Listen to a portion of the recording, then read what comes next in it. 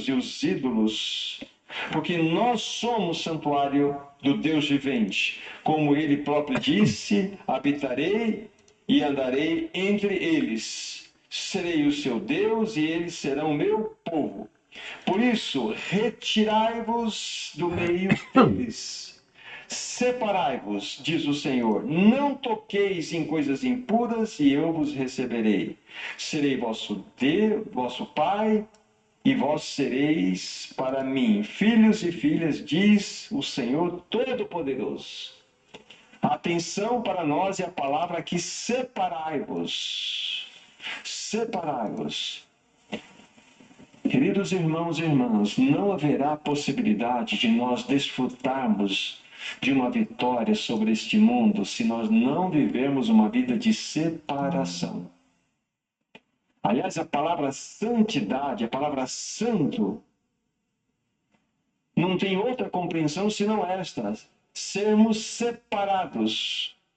Mas é mais do que isso, é sermos separados para. Eu quero testemunhar um caso aqui.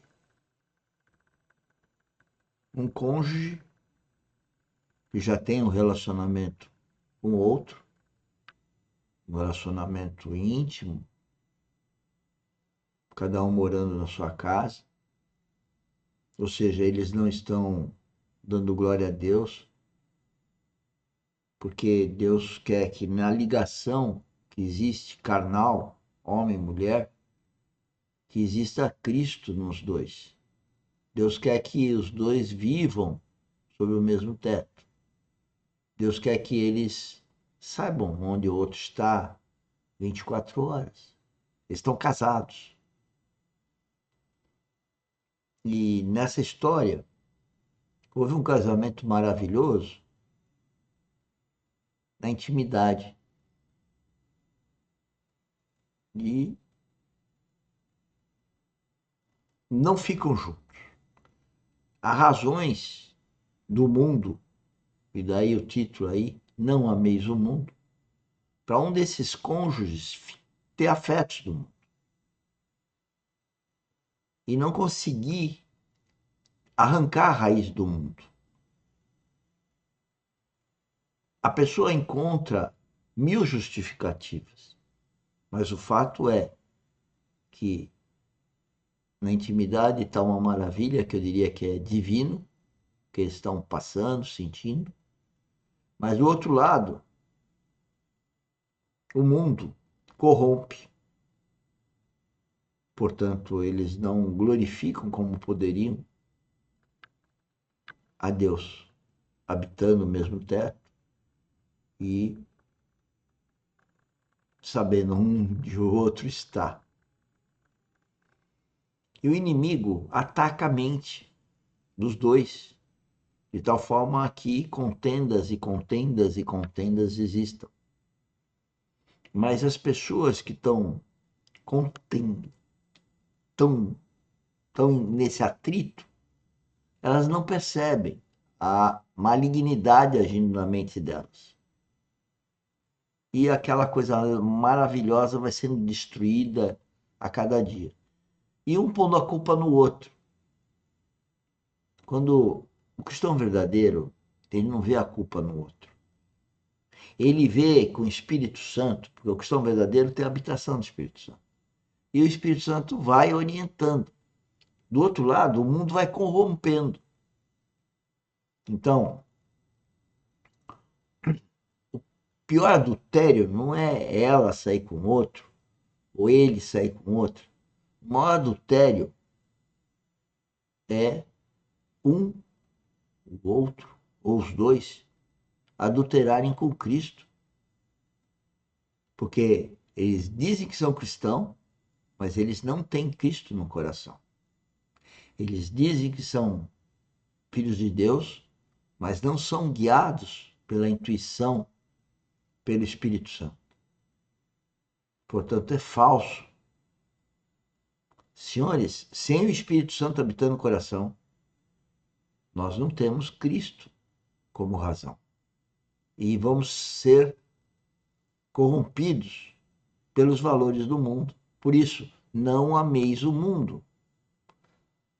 Outro dia eu mandei uma figurinha, e tem na internet, mostrando o joio e o trigo. O trigo representa o cristão verdadeiro. O joio é igualzinho ao trigo, mas representa o cristão falso. O trigo, que também representaria o religioso, o ímpio, cada vez mais penetra no solo. A raiz é profunda e ele é forte, rígido, sabedor de tudo. Já o Filho de Deus, que é representado pelo trigo, ele se curva, ele chora, ele chora. E as raízes dele vão se soltando do mundo. Por isso que fala que está morrendo para os afetos do mundo. Bom, é isso. Vamos voltar a escutar o preletor Thomas, que é melhor. Vivemos uma vida de impacto nesse mundo. Nós não fomos separados de apenas. Nós Tá vendo? Tá falando. O verdadeiro cristão é separado do mundo. Está na Bíblia. fomos separados do mundo para impactar o mundo. Tá vendo? Separados do mundo para impactar o mundo. Porque ao impactar o mundo, quem sabe as pessoas observando aquele que não está deixando de estar no mundo, perceba, e esse perceba entra o Espírito Santo, e aí a pessoa então procura Deus, procura o Espírito Santo e nasce de novo. Esse é o objetivo de impactar o mundo. Não é ridicularizar o mundo, não é julgar o mundo, é levar para o mundo o resplandecer de Cristo em si. É isso. É assim. Então, aqui nessa primeira porção, nós vamos pegar outras que mostram para nós a necessidade de vivermos uma vida de separação. Tá vendo? Os textos que nós consideramos há pouco, que foram mencionados ontem, os textos claramente falam-nos de quê? De separação. O que é você estar crucificado para o mundo e o mundo para você? Imagina um casal de ela separada, ele viúvo, tem as famílias, e aí eles se encontram, tem um relacionamento maravilhoso de namorado, né? E o casamento não acontece do ponto de vista físico 24 horas juntos, como eu falei há pouco. Um quer, o outro não quer. Um está preso no mundo. Por exemplo, ele tem os filhos. Ele tem que cuidar dos filhos, tem que ajudar os filhos, e fala dos filhos, trabalha com os filhos, tem que viajar com os filhos, tem que cuidar dos netos dos filhos. Ela não. Ela não tem. Não tem. Faz de conta que ela não tem filhos.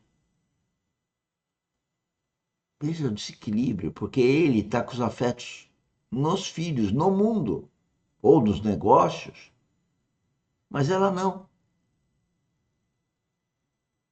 Ela tem Cristo. Os afetos dela do mundo não são os preferidos. Isso é muito difícil para um casal, porque ele não vai entendê-la e ela vai sofrer muito, porque aquele amado não a compreende espiritualmente. Vamos continuar ouvindo. Se não outra coisa de que você foi separado. O que significa, por exemplo, Cristo, na sua obra perfeita na cruz, nos desarraigar deste mundo.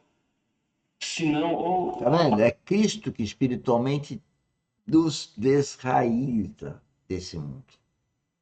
Então você aí que acha que é cristão, reflita sobre isso. Se você ama o mundo, você não é um cristão verdadeiro. E ele está fazendo chamada para quem é um cristão verdadeiro, mas está sendo desviado para o mundo. Isso está na Bíblia. Está lá, não ameis o mundo. a mesma coisa que você foi separado deste mundo. É vida de separação.